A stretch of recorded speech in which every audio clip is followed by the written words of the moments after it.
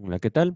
Vamos a continuar con la lectura de la obra de Sigmund Freud. Estamos en la serie de escritos llamados Correspondencia entre Sigmund Freud y Wilhelm Fliess. Como una muy breve introducción, les diré que son una serie de cartas que Sigmund Freud le envía a su amigo médico Wilhelm Fliess. Los dos tenían un interés muy marcado por una naciente psicología o lo que ellos podían ver también en su tratamiento con neuróticos, particularmente los casos de Sigmund Freud. Este manuscrito L eh, también trae entre paréntesis o se le puede también eh, conocer como anotaciones 1. Y al título, manuscrito L, viene asociado la observación número 153 de James Strachey. James Strachey, recordémoslo, es el compilador de la obra de Sigmund Freud y que también decide mostrarnos estas cartas o las porciones de estas cartas. La observación dice, anexo a la carta número 61. La carta 61 ya la compartimos en este espacio. Y dice la observación, durante toda su vida, Freud tuvo el hábito de anotar las ideas desconectadas entre sí que se le ocurrían a diario. Los manuscritos M y N son también ejemplos de ello y sobrevivieron unas anotaciones semejantes hechas en los últimos días. Estas anotaciones las pueden encontrar en el tomo 23, páginas 301 y 302, y con el título Conclusiones, Ideas, Problemas. Ahora, ¿dónde me quedé? Aquí está. El título, acompañado de anotaciones 1, es seguido aquí por un subtítulo, Arquitectura de la histeria. La meta parece ser alcanzar las escenas primordiales. A veces se lo consigue de manera directa, otras veces por el rodeo de unas fantasías. En efecto, las fantasías son unos parapetos psíquicos edificados para bloquear el acceso a esos recuerdos. Aquí James Strachey, nota 154, nos dice en el capítulo 6 de la interpretación de los sueños, volumen 5, páginas 488 a la 490, se ofrece una versión mucho más elaborada de estas formulaciones sobre la función de las fantasías. Fin de la nota. Continúa Sigmund Freud. Al mismo tiempo, las fantasías sirven a la tendencia de refinar los recuerdos, de sublimarlos. Antes de continuar, esta sublimación no tiene que ver con lo que se propondría después. Ya nos lo dijo Strachey en una nota a la carta número 61. Continúo con el texto. Son establecidas las fantasías por medio de las cosas que fueron oídas y que se valorizaron con posterioridad.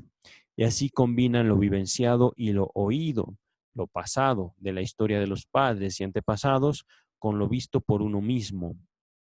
Ellas son a lo oído como los sueños son a lo visto. En el sueño no se oye nada, sino que se ve. Continúa el texto. Ahora viene otro subtítulo, el papel de las sirvientas. Voy a leer el texto de continuo para no detenerme en las observaciones de James Strachey y hasta que termine este párrafo que dice el papel de las sirvientas, voy a leer la nota de James Strachey. Dice Freud, por la identificación con estas personas de moral inferior, que como un material femenino carece de valor tan a menudo, son recordadas en relaciones sexuales con el padre o hermano. Se vuelve posible un sinnúmero de cargos con reproches, como el hurto o el aborto, y a consecuencia de la sublimación de estas muchachas en las fantasías, se incluyen luego en estas fantasías acusaciones muy inverosímiles contra otras personas. A las muchachas de servicio apunta también la angustia de prostitución o andar sola por la calle, el miedo al hombre escondido bajo la cama, etc. Hay una justicia trágica en que el descenso del amo de la casa hasta la muchacha de servicio tenga que ser expiado por la autodenigración de la hija. Aquí quiero hacer una observación, antes de la observación de James Strachey, Con esto que dice Freud, el papel de las sirvientas, se refiere al papel de las sirvientas en la fantasía de sus pacientes, ajá, y de sus pacientes femeninas. No está hablando en general del papel de las sirvientas y del rol, digamos, de la, ¿cómo decirlo? Una posible discriminación, digamos, de Freud hacia las sirvientas, sino es más bien la forma en la cual en las fantasías de sus pacientes ellas las consideran, por un lado, de moral inferior y así, ¿no? Eh, Sigue, digamos, como explorando la elaboración de sus pacientes al respecto de la figura de las sirvientas. Ahora, sí, la observación de James Strachey nos dice, en la interpretación de los sueños, volumen 4, página 168, hago algunos comentarios acerca del uso de este término por Freud, el término identificación, es decir, esta observación va ligada a la palabra identificación. Continúa James Strachey, quien ya lo había empleado en la carta número 58, no incluida en la presente selección. Gracias, Strachey. Continúa James Strachey, del 8 de febrero de 1897 y volvió a utilizarlo en varias cartas de este periodo, especialmente en la carta 125 en la página 322. 22, perdón. Ahora continúa la lectura de Freud. Dice hongos esponjas. Va a seguir hablando, yo me supongo, acerca de la figura o la representación, el significado, digamos, de estas figuras, los hongos esponjas, en las fantasías de sus pacientes. Dice Sigmund Freud, una muchacha, el verano pasado, tenía la angustia de coger una flor y aún de arrancar un hongo, porque esto iba en contra del mandamiento de Dios, quien no quiere que sean aniquiladas semillas vivas. Esto proviene del recuerdo de veredictos religiosos de la madre contra las medidas precautorias en el coito, pues de ese modo se aniquilan semillas vivas. Entre esas medidas fueron citadas de manera expresa las esponjas, entre comillas, o esponjas de París. Contenido principal de la neurosis, identificación con la madre.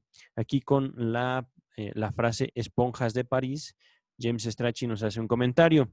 Un tipo de anticonceptivo. Miren, la palabra alemana viene una palabra que voy a latinizar, schwame,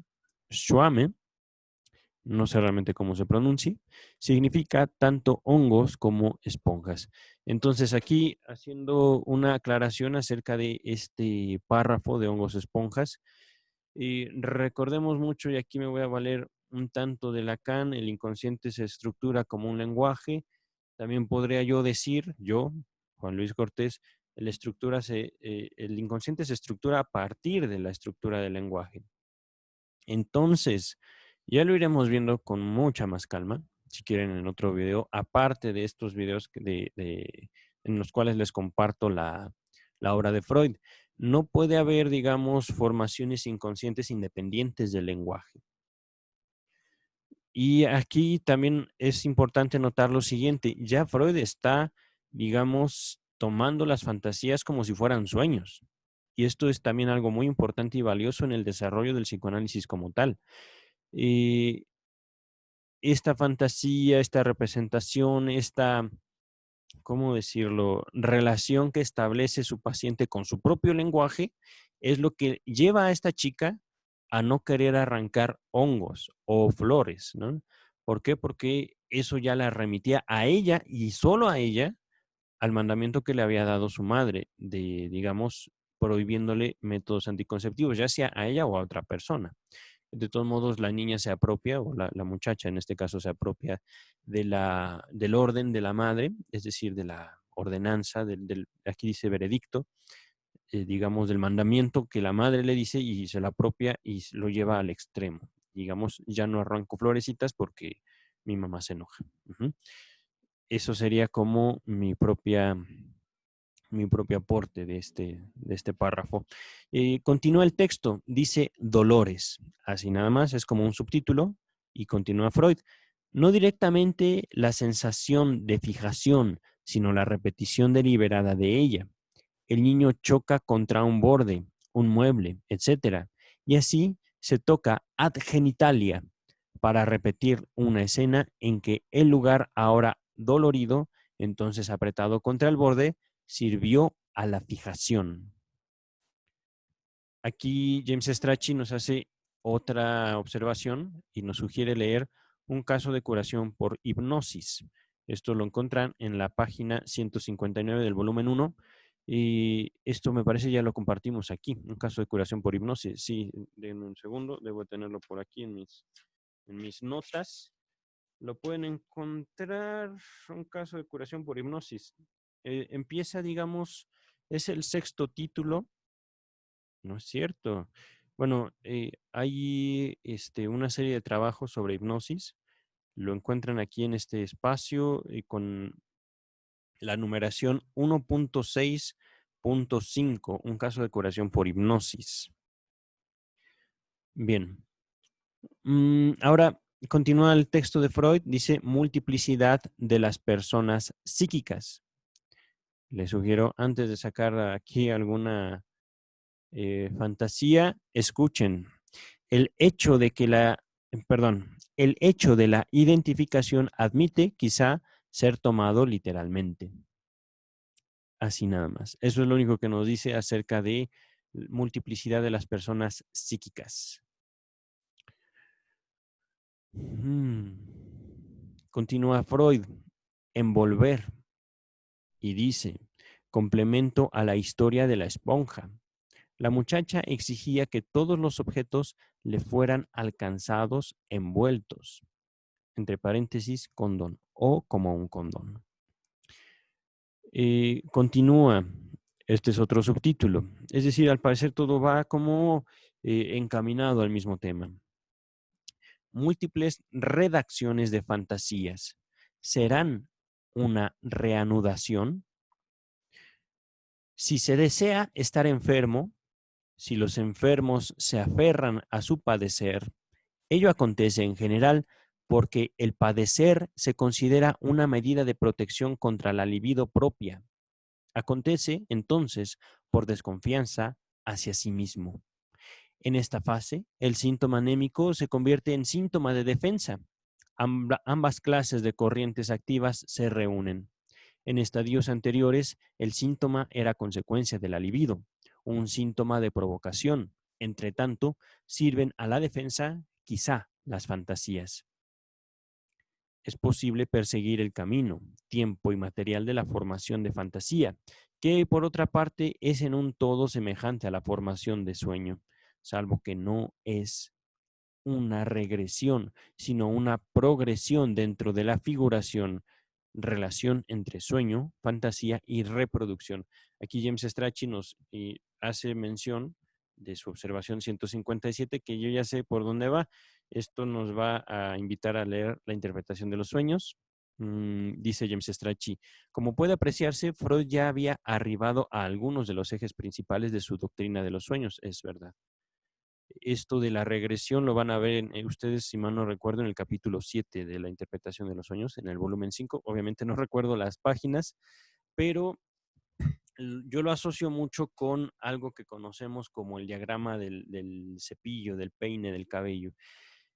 ¿Por qué? Porque Freud hace como un diagrama en la interpretación de los sueños en el cual busca explicar el sentido regresivo, es decir, que el sueño, digamos, toma elementos del pasado de la vida anímica. Ajá. Y también se estructura, digamos, en sentido inverso a la percepción. Pero bueno, ya dejemos eso para otro momento. Ahorita no quiero sobrecargarlos. Recordemos, estamos estudiando a un Freud que estaba formando ideas al respecto de lo que le decían sus pacientes.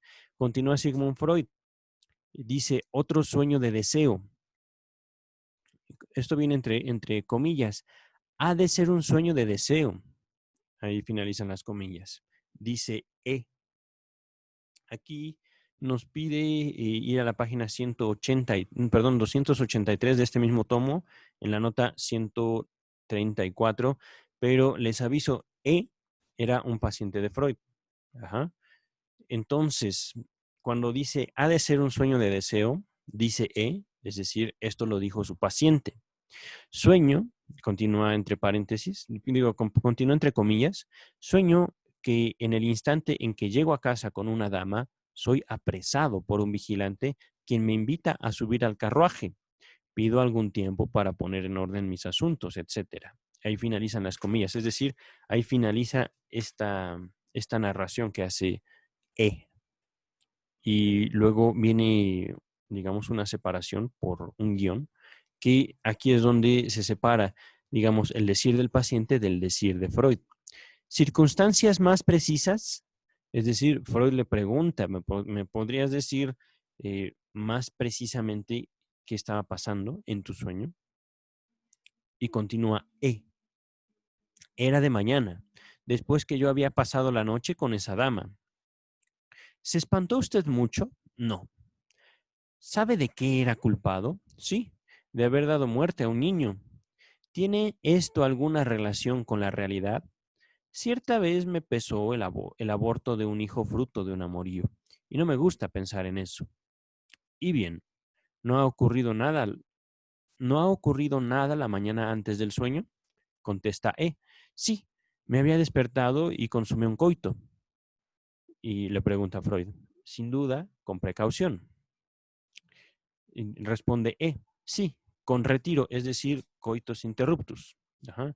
Eh, tuvo relaciones sexuales con su pareja y antes de eyacular se retiró, es decir, no eyaculó dentro de ella. Responde Sigmund Freud. Entonces usted tuvo la angustia de que pudiera haber hecho un hijo y el sueño le muestra el deseo cumplido, que no ha pasado nada, que ha ahogado usted el hijo en el germen. Usted emplea como material del sueño la excitación angustiada tras un coito así. Ahí finaliza el manuscrito. Y viene la observación 158, justo al final. James Strachey nos dice en la interpretación de los sueños, en el volumen 4, páginas 172 y 174, se expone este sueño de manera mucho más circunstanciada.